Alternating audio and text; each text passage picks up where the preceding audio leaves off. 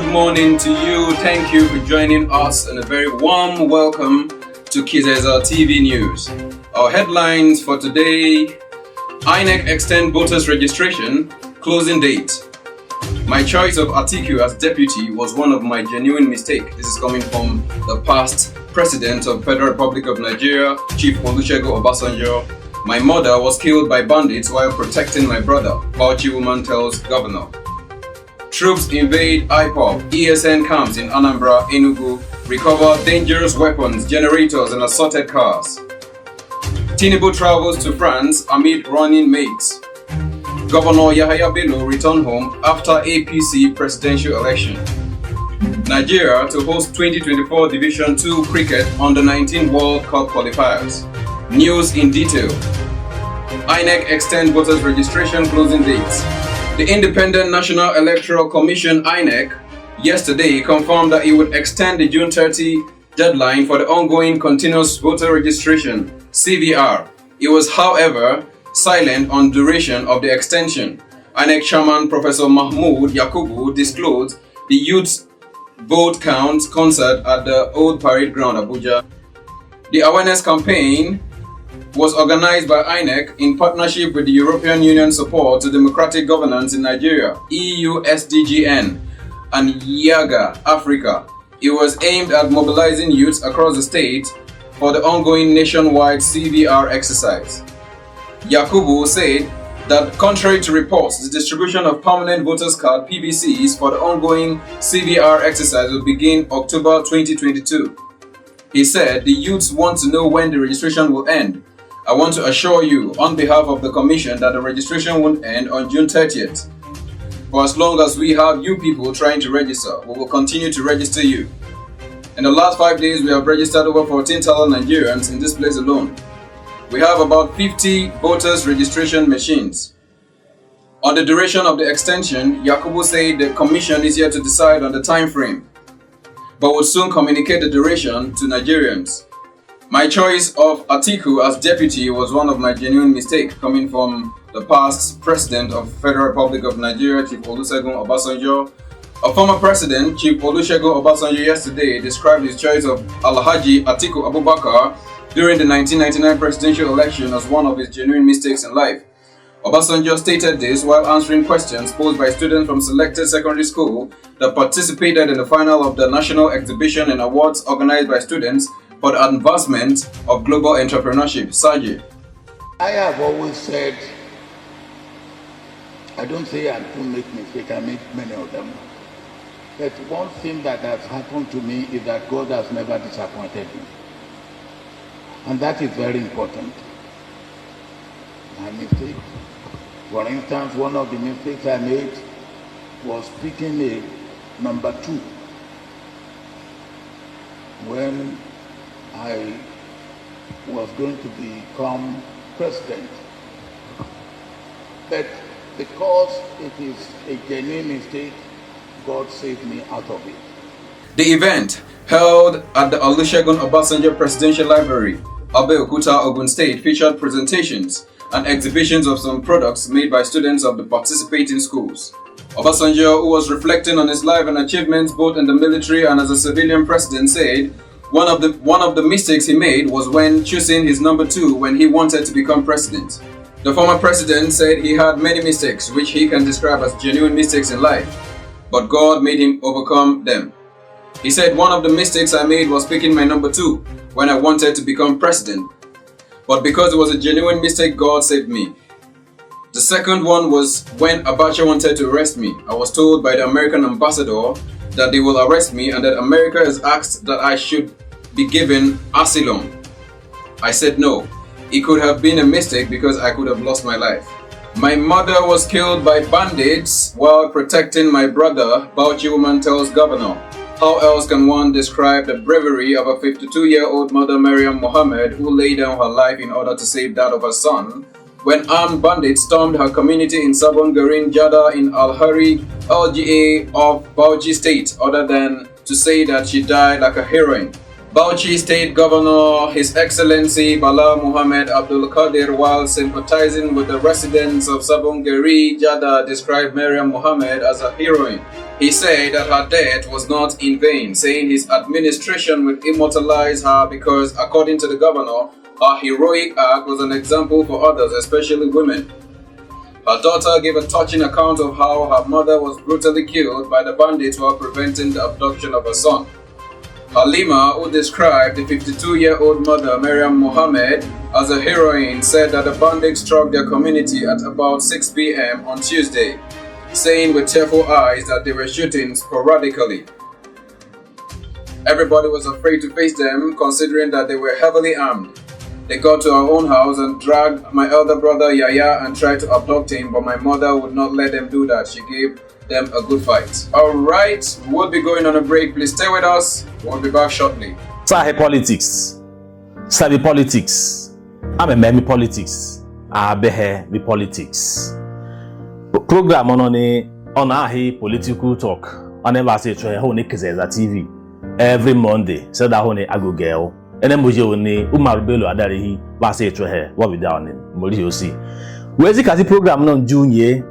Reka subscribe to our YouTube channel Ikizeza TV, Facebook Ikizeza TV, Instagram on the Twitter. I go that see program non Junior. Stay tuned and stay connected. Thank you.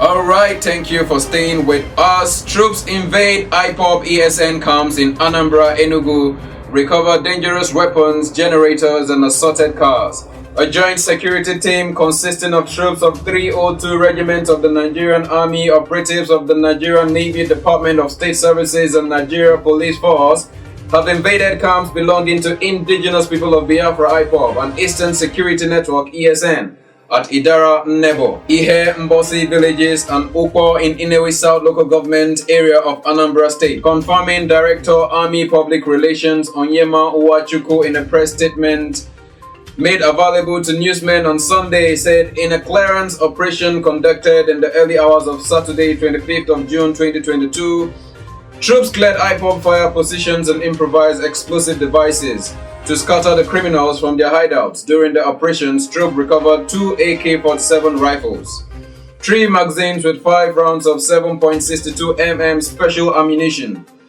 2 pump-action rifles, and 1 locally fabricated gun. Other items include 3 power generators. Among others, similarly, troops of 103 Battalion conducted a raid operation on IPOB ESN camp at Mwere Inyi Forest in Oji River local government of Enugu State. The encounter forced the criminals to flee in disarray, while troops recovered 1 Lexus and a Toyota Highlander SUV suspected to have been snatched by the criminals. Other items recovered include 2 motorcycles, 1 double-barrel gun, and 7 live cartridges. Members of the public are enjoined to continue supporting troops with credible information on the activities of the criminal elements in the region. Tinubu departed Nigeria shortly after he held a closed-door meeting with President Muhammadu Buhari in the presidential villa Abuja in the morning. This was contained in a statement issued by Tinubu's spokesman, Tunde Rahman, in Abuja. The statement partly read, "He is off to Paris, France to hold some important meetings. The APC standard bearer is expected back in the country shortly."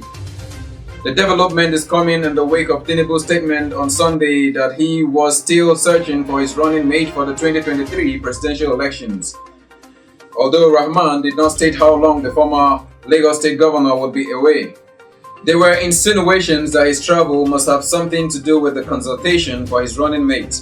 The development is coming in the wake of controversy over Tinubu's claims that he lost his academic certificates in the submission to the Independent National Electoral Commission. Okay, we will be going on a break. Stay with us, we'll be back shortly.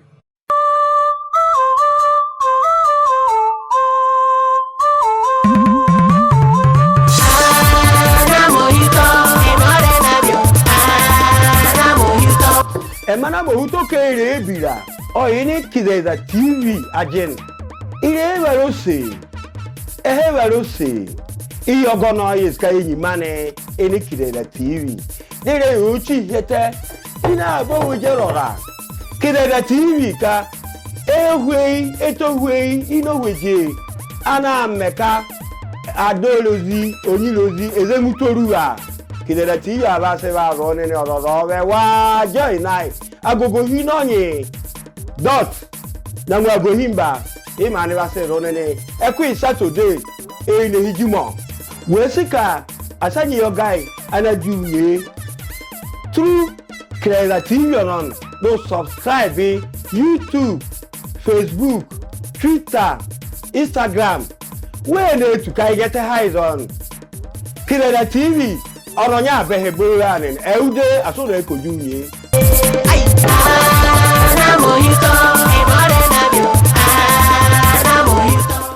Governor Yahya Bello returned home after APC presidential election. The good people of Kogi State celebrated the arrival of His Excellency Alhaji Yahya Adoza Bello back to the state.